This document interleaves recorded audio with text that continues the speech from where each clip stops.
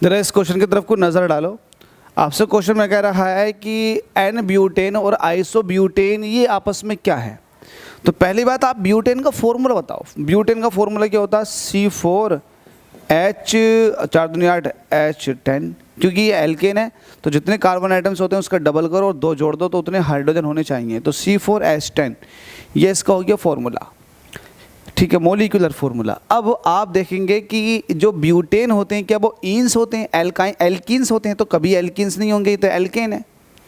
और ना कभी ये एल्काइंस हों, क्योंकि एल्काइंस होते हैं ट्रिपल बॉन्ड वाले, एल्कीन्स होते हैं डबल बॉन्ड वाले। जबकि ब्यूटेन है तो ये सिंगल बॉन्ड वाला, तो ये ना तो ये ऑप्शन ए की तरफ जाएगा ना बी की तरफ को। तो अब आपके पास और नन ऑफ दीज थोड़ा मुश्किल हो जाता है। तो ज़रा इसके ऊपर विचार कर लो, आइसोमर्स के ऊपर। तो नॉर्मल ब्यूटेन और आइसोब्यूटेन आपको बताया कि इनके केमिकल फॉर्मूला सेम है, बट चूंकि नाम इनके अलग अलग हैं तो स्ट्रक्चर भी इनके अलग अलग होंगे। बना के देख लेते हैं। ब्यूटेन का, नॉर्मल ब्यूटेन का स्ट्रक्चर जो होता है वो नॉर्मली ये होता है, ये होता है। हो गए 4, बिल्कुल। आप इसको ऐसे दिखाते हैं, सारे कार्बन आइटम्स की आप बैलेंसी को पूरा कर लो हाइड्रोजन से, लो जी ये हो गए।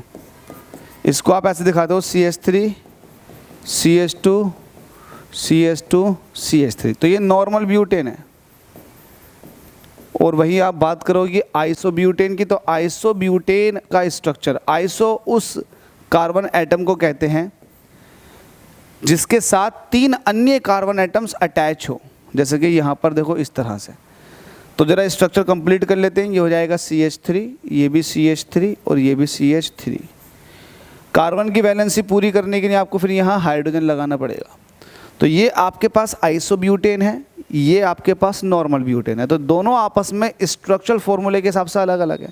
केमिकल फॉर्मूला सेम है, स्ट्रक्चर दोनों का अलग अलग है। तो ये दोनों एक दूसरे के आइसोमर्स कहलाते हैं। आइसोमर्स कहते ही उनको कहा ही उनको जाता है जिनका केमिकल फॉर्मूला सेम होता है लेकिन स्ट्रक्चरल फॉर्मूला अलग अलग हो। तो ये यहाँ पर आप ऐसे कह सकते हैं कि सर चेन आइसोमेरिज्म शो हो रही है। तो ये एक दूसरे के आइसोमर्स हुए, मतलब 43 का C। आगे बात करते हैं। Thank you.